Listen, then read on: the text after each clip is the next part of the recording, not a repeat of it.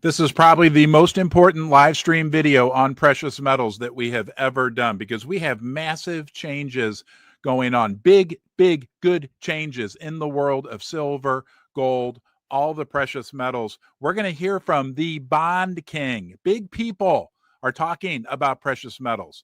The king of hedge funds, the new king of silver, has a big message for us, and even Morgan Stanley. But there's so much going on, even just as we focus in on silver first, then we'll get to all of that. Guys, we are in a new paradigm, a new world for the precious metals. I think this could go on for a decade plus. Obviously, we're at $43 per ounce silver right now. We'll see later today on Sunday, September 21st, what happens going into next week. I think we have as good of a potential as ever going into this week for the silver price to continue higher. We've talked about it ad nauseum that we could easily move from this $42, $43, $44 per ounce range straight up to 50 and do that very quickly. So buckle up, buttercups. We could be in for a wild ride, but let's first look at some crazy things going on specific for silver, and then we're going to get to these big names that are signaling a major sea change, a major shift in the world right now as we are alive in the world of precious metals. Hey, before I do that, thank you for being here. It's a big deal that you join me down in the basement. I hope you enjoy your time down here with me. Please subscribe to the channel. It's absolutely free. Okay, leave a comment in the comment section because we want to hear from you. We want to learn from you. Like, share, subscribe, all that great stuff. Super chats, donations are always super appreciated, never expected. Now let's get to the meat of this video. This is going to be fun, guys. We're going to start out with a piece of data that came from our friend Tavi Costa. Much respect for him. India is not letting up. Their silver imports have soared to record highs over the past 3 years. Make sure we got you on the screen, which we do.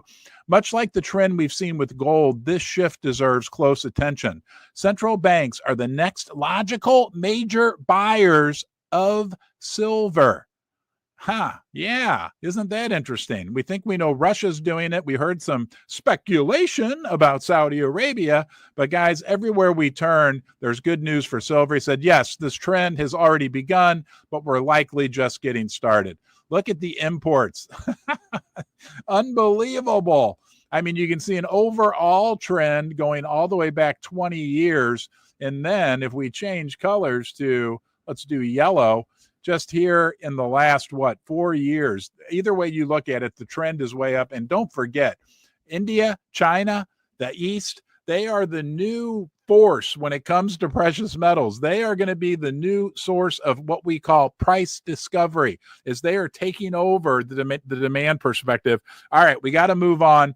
Big news also this week, very interesting about things happening in the overall, I guess you would say, electronic side of silver. The SLV ETF, very interesting. Borrowing fees, this was on Friday, were spiking higher. But what's key here, there were 2 days last week of 0 shares available to borrow. What that means is there were no shares of the SLV ETF available for people to sell short. We've got major big developments going on in silver and gold, but in particular in the silver market. Let's go to the next piece of, this is fun. This is big, right?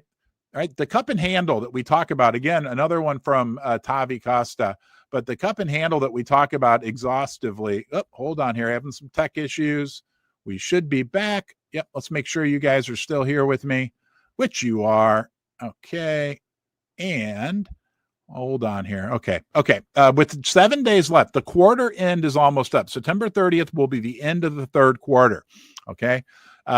Silver is on track to post its highest quarterly close in history. If this closing level holds, it would mark a major technical breakout. Cup and handle formations like this often precede sharp, sustained moves once all-time highs are breached. Of course, do your own due diligence, all that great stuff. But what he is saying on this chart, on a quarterly basis, guys, oh boy, it's been a week. Let's get the crayons out. What color you want? Pick a color. I know you picked orange. Okay. Look, going all the way back to 1980, we had $50 silver. The price went down. In 2011, we hit $50 silver again. Do you see that? That is called a cup, okay? I need to erase part of that. Can I erase something here? I think I can. Hold on. Oh, yeah, look at that, guys. Anyhow, that's the cup. From 2011 till now, we've been forming the handle. Okay, see how that looks like a cup with a handle? If we close up here, which I believe we will by Friday, I think by Friday we could be talking about $45 silver. We will have broken out of this cup and handle on a quarterly basis. We will be up here, okay? No, we will be here. This is what you're going to look like. You already look like that. You're going to have a smile on your face. This is big news, a quarterly close, which will be what? Today's the 21st. I guess that'll be a week from Monday. Or will it be? I don't know. We'll figure it out. It's in 9 days from now. Will be a massive, massive, massive deal. Okay. There's no shorts. Last week we had 2 days with no shorts, no shares available to borrow on the SLV ETF. One more thing. Let's do a quick Comex update. We're going to go out to Rafi Farber and hold on here. Rafi has the Endgame Investor Substack. He's loved and respected within the silver community, but I want to go to one chart that he shared here in the free version of his. This is the Comex depository. We want to keep an eye on this. Something very interesting. This is the Comex inventories. Okay, and something interesting is happening here. The green or the lighter green are the eligible. That's this right here. So I can draw a little line. And the darker green are the registered. The registered and the eligible, but in particular, the registered stocks on the Comex are really shooting higher.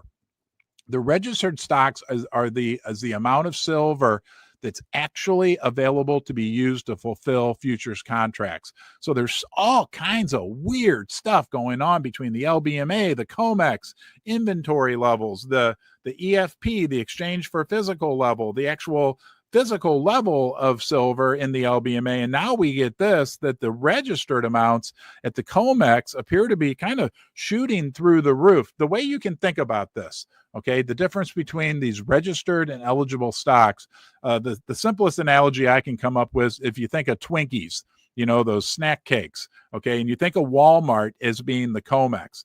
Walmart has a certain amount of Twinkies on the shelves in their stores. Those would be the registered inventory. The number of Twinkies that they have in their warehouse, right, that they have but aren't available to be delivered to customers immediately, that would be the eligible stock. So I hope that helps. Very interesting developments again there. Now, what did the king of silver himself, the new king, the new Hunt brothers, David Bateman, this guy, right, that has massive, what does he have, 13 million or just shy of 13 million ounces of silver, over $500 million worth of silver? He dropped a bomb on us, and there's a reason why we want to listen to this, especially when we look at this relationship between silver and gold. And here he is. Sorry, guys, the tech is giving me a little trouble this morning, but now you can see this. David Bateman, there he is himself. Listen to this. I bought $400 million worth of gold, $400 million worth of gold last year. Must be nice. And bagged a measly 0.01% of the annual global mine output.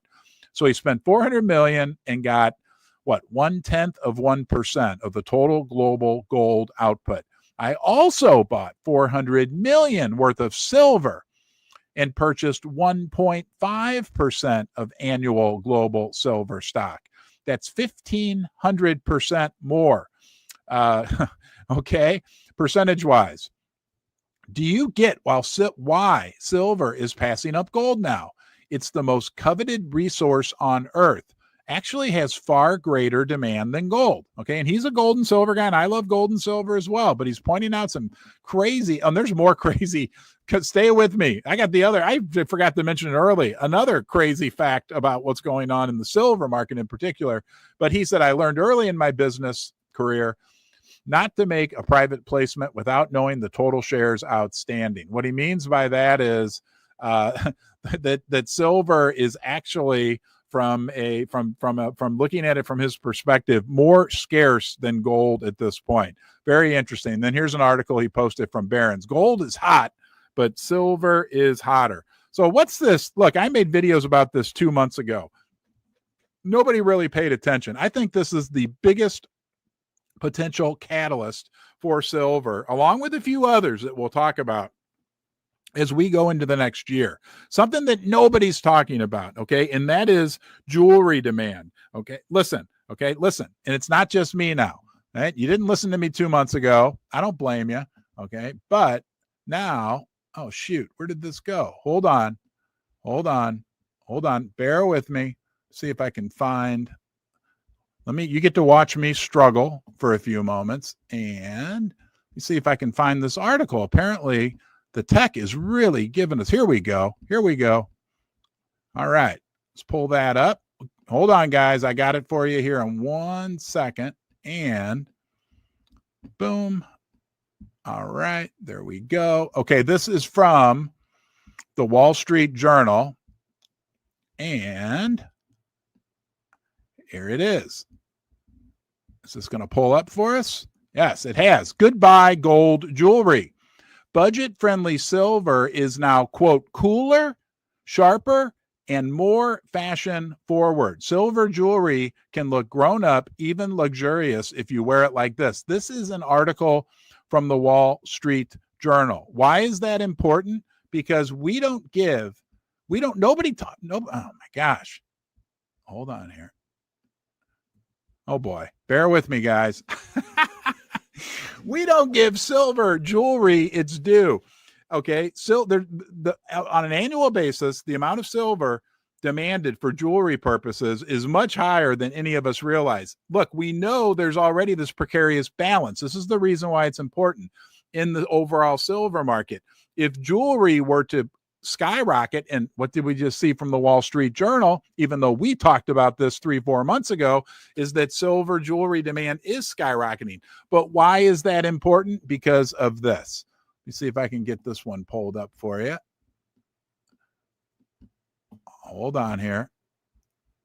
All right, and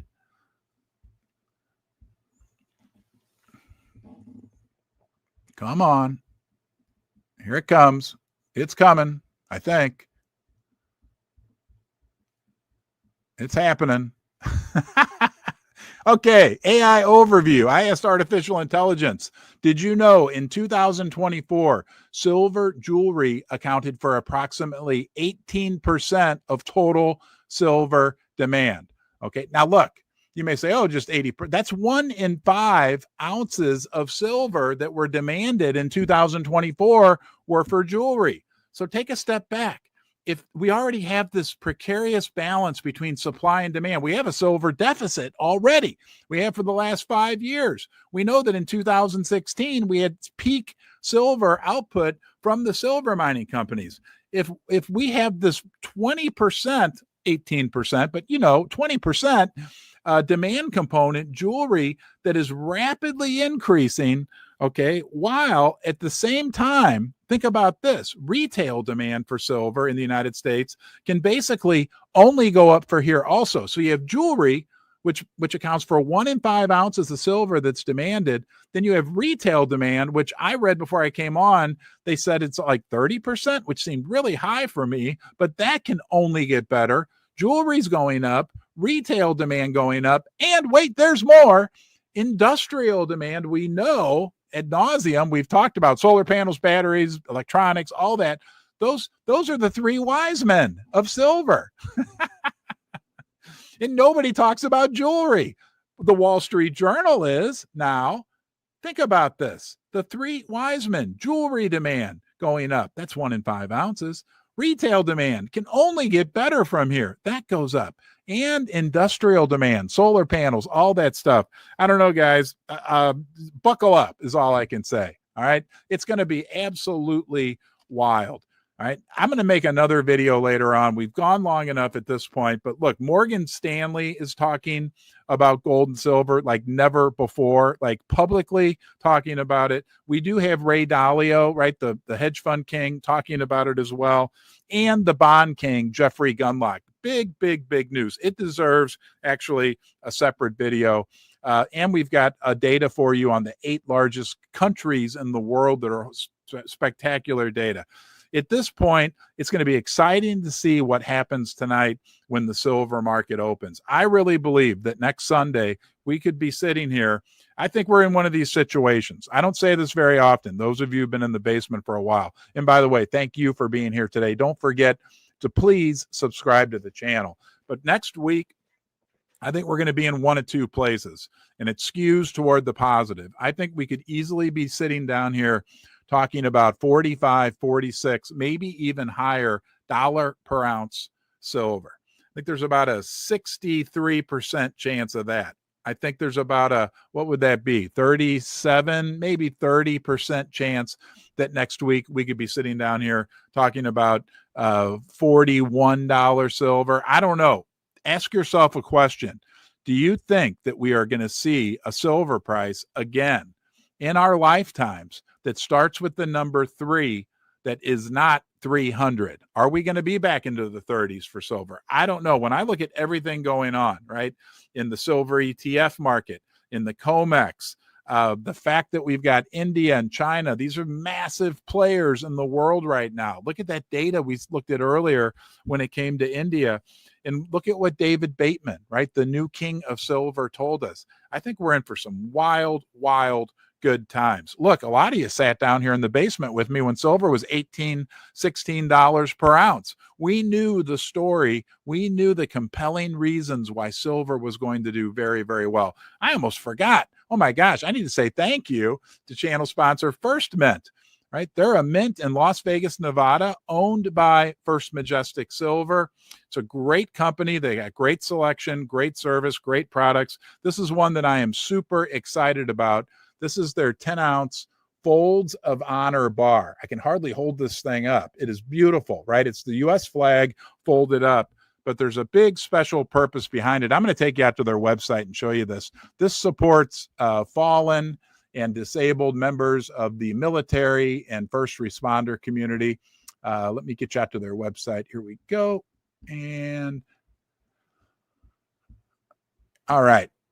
This is the website, firstmint.com. They got a number. All these products are unique. Las Vegas round, Year of the Snake, Year of the Dragon.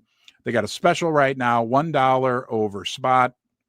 First Mint is owned by First Majestic Silver, so they actually source their silver directly from the mines in Mexico. It goes from the mine to the mint directly to you. No Comex or LBMA involved in that, but I want to show you the Folds of Honor bar. You can go to their website like I just did. Go to the store, go down to Folds of Honor. They have a moving, touching video. Okay. What this and when you buy a Folds of Honor silver product from First Majestic, they make a donation to the Folds of Honor Foundation. Okay. Folds of Honor is a nonprofit foundation that provides educational scholarships to the spouses and children of fallen and disabled U.S. military members and first responders. Okay, they got a 1-ounce round. They have the 10-ounce American flag bar. There it is there. And then they also have the 10-ounce Folds of Honor bar. And as you can see down here, right, donations raised by First Mint right now, it's approaching $400,000. So if you love silver and you love a good cause, check that out as well. Also, hey, thank you to First Mining Gold. Gold mining companies, the whole gold mining sector is getting very hot right now. I'm not a financial advisor, right? Stocks, bonds, anything, all have risk associated with them. But First Mining's a stock that I've owned for years, long before they sponsored my channel. They have 2 huge development stage gold projects in Canada. Du Parquet, which is in Quebec, and Springpole, which is in Ontario. It's a great company. You can learn more about them at firstmininggold.com. All right, guys, let's see what happens later today. You may be watching this later today. I think we're in for some good times. All the things we talked about today, right, almost all of them point towards higher silver prices and higher gold prices as well. Most important, I want to say thank you for joining me down here in the basement. Take care of yourself, okay? And I will look forward